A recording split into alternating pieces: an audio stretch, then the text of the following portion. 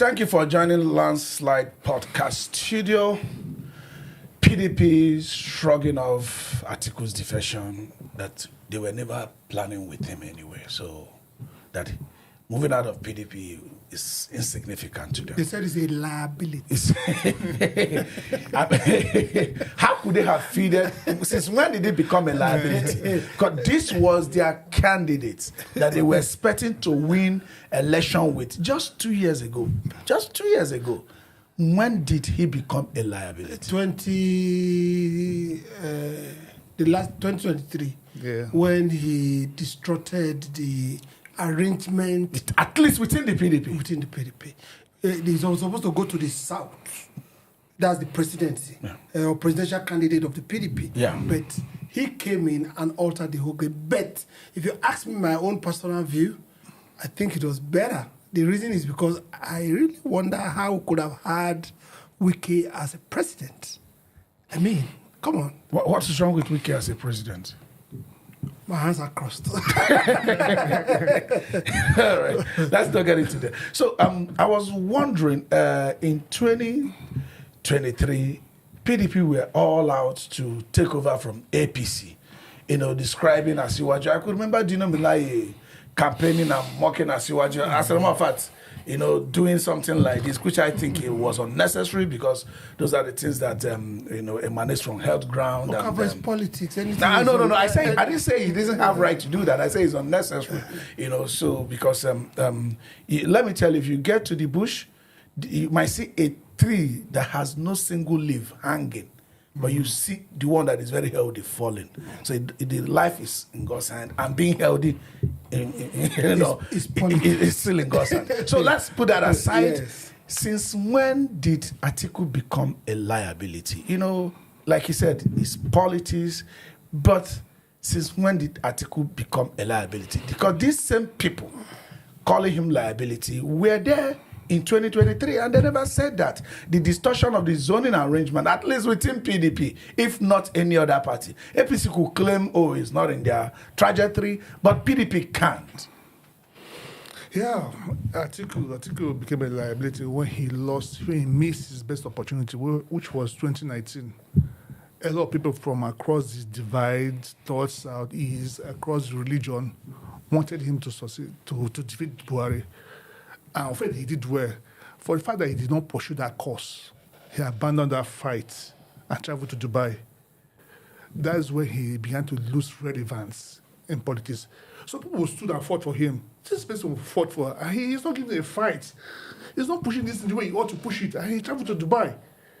It raised concerns. Some people start withdrawing their support. They begin to see him from another angle. After a few years, he came back. There is a written arrangement in PDP. Not necessarily written. Okay, written. It's understanding PDP is the word understanding PDP. Mm-hmm. The power should sway between south and north and south. And again, I think himself said one of the reasons why he fought Jonathan was that he has an understanding with North that after 4 years, he should give back power to them. And again, you've said these things. I got to the turn of the South. You see, when I had to contest.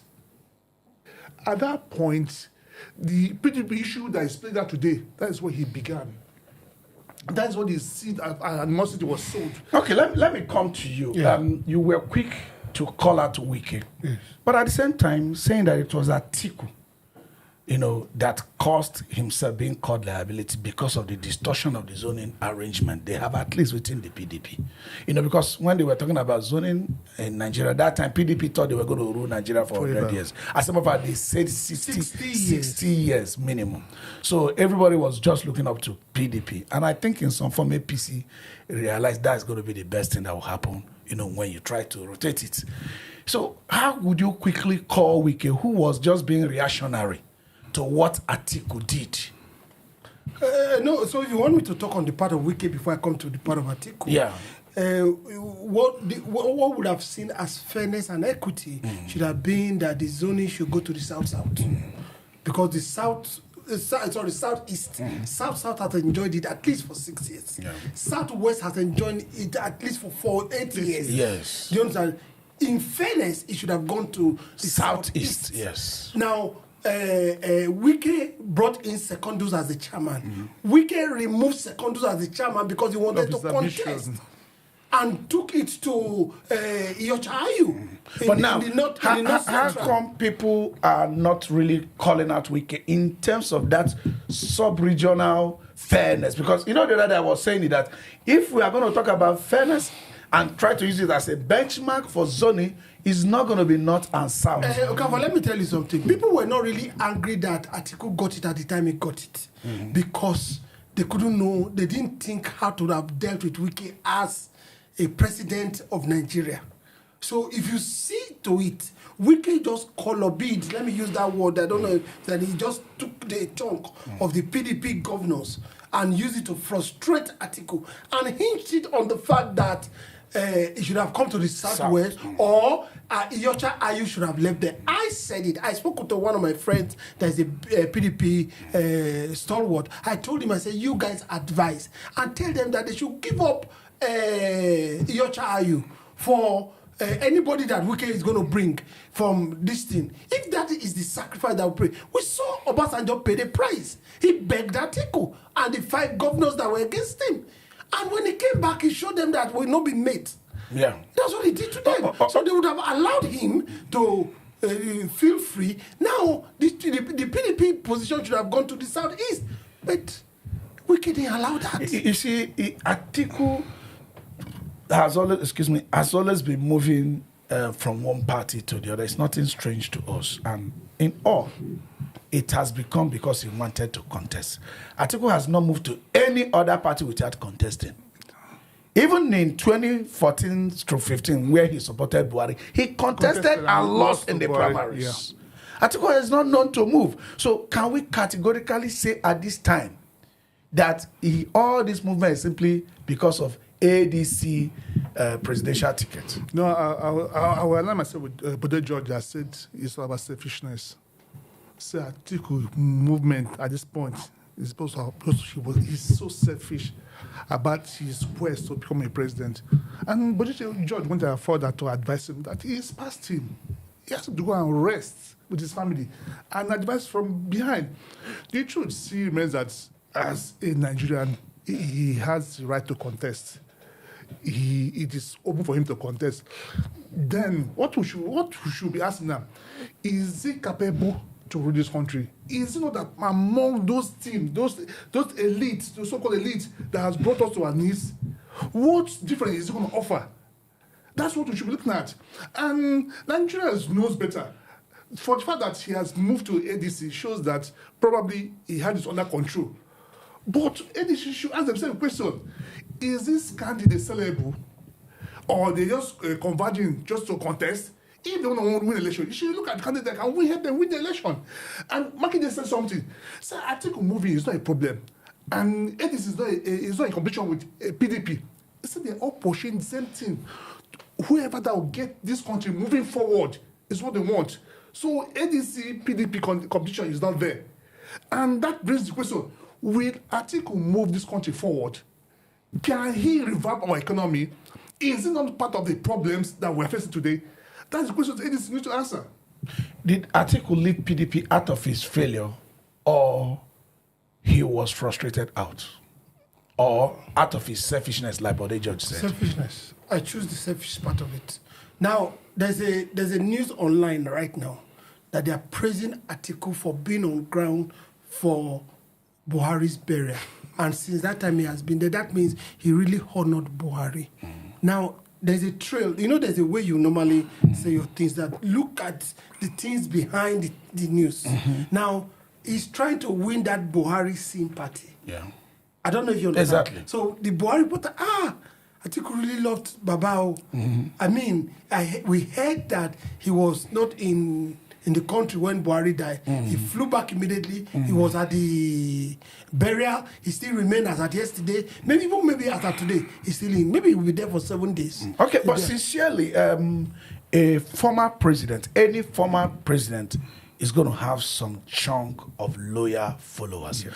But I think anybody by performance who want to ride on Buhari's popularity will be rejected by Nigeria because Buhari was not a performing president. But is he hard? Is he? That's what I just started from there. Yeah. Yes. I do know he has some. Trump said one. He said, "Even though I go to the downtown, shoot people, they will still vote for me." Any politicians have that kind of followers. So, but at the end of the day, that your chunk is never sufficient for you to win election. No, the chunk he had some other chunk before. So from this chunk, and that chunk had voted for him. Yes. 2007. That chunk voted for him 2011. That chunk even voted for him 2003. Every day we are still seeing them paying in contributing. Until he reached out in 2015 where he had people who could think differently. That was when he won the election. Those lawyers support 2015 Buhari. Those Buhari. Those lawyers supporters who are ready to vote you, whether you kill anybody, whether you say destroy everybody, whether you say blood will flow in the streets, they are never sufficient for you to win election. No, that's what I'm telling you now. He wants to add the chunk of Buhari and his own chunk.